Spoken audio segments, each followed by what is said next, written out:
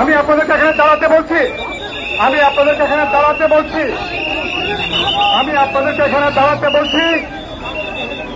বন্ধুগণ,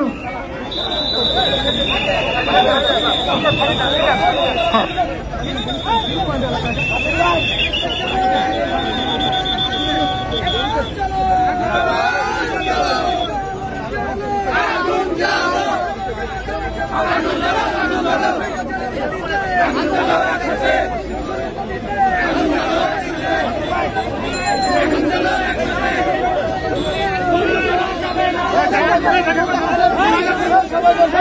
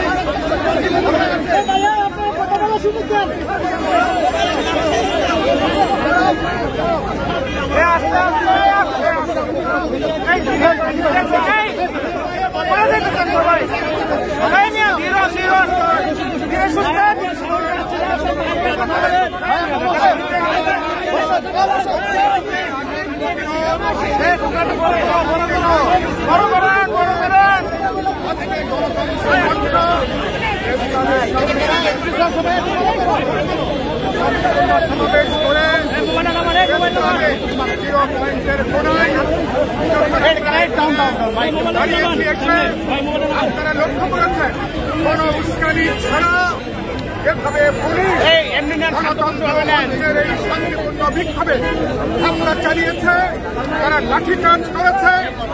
এই হামলা এবং লাঠিচার্জে গণতন্ত্র মঞ্চের শীর্ষ নেতা, গণসংহতি আন্দোলনের প্রধান সমন্বয়ক জনতা জুনায়েদ সাকিকে মারাত্মকভাবে আহত করা হচ্ছে।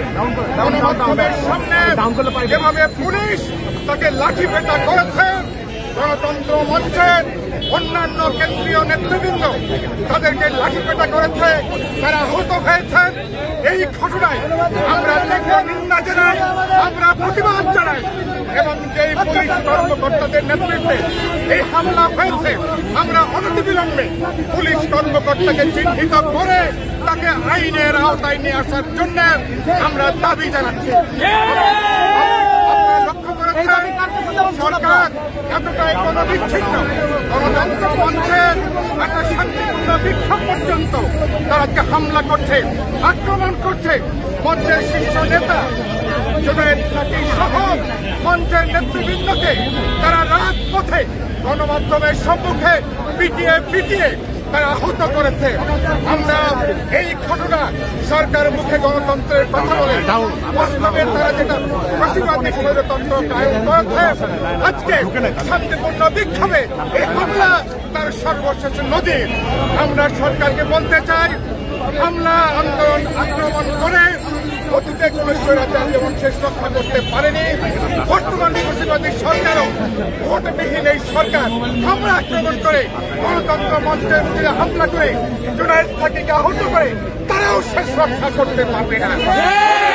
গণতন্ত্র মঞ্চ আমরা কমপক্ষে 50 জনের বেশি আজকে পুলিশের উস্কানি ছাড়া হামলায় তারা আহত হয়েছেন, অনেকে ইতিমধ্যে হাসপাতালে নিতে হয়েছে। জুনায়েদ সাকিকে এখনই আমরা হাসপাতালে নিয়ে যাব, অনতিবিলম্বে তার উপযুক্ত চিকিৎসা দরকার। আমি বলে শেষ করতে চাই, এই হামলার জন্য যারা দায়ী তাদেরকে চিহ্নিত করুন, আগামী 24 ঘন্টার মধ্যে তাদেরকে আইনের আওতায় আনুন, তাহলে গণতন্ত্র মঞ্চ আগামীতে আমরা বিক্ষোভের মধ্য দিয়ে এই হামলা আক্রমণের আমরা জবাব দেব। আমাদের সবাইকে অনেক শুভেচ্ছা।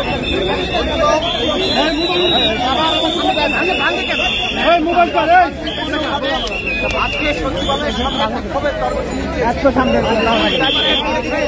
আমাদের কর্মীরা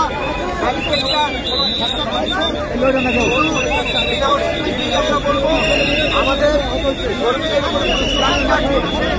আমি পুলিশকে বিরক্ত করার জন্য গিয়েছিলাম, সেখানে আমাদের কর্মীরা আহত হচ্ছে। এখানে আমি খবর পেলাম অন্তত 50 জন আহত হচ্ছে। আমরা এই ঘটনার নিন্দা জানাই।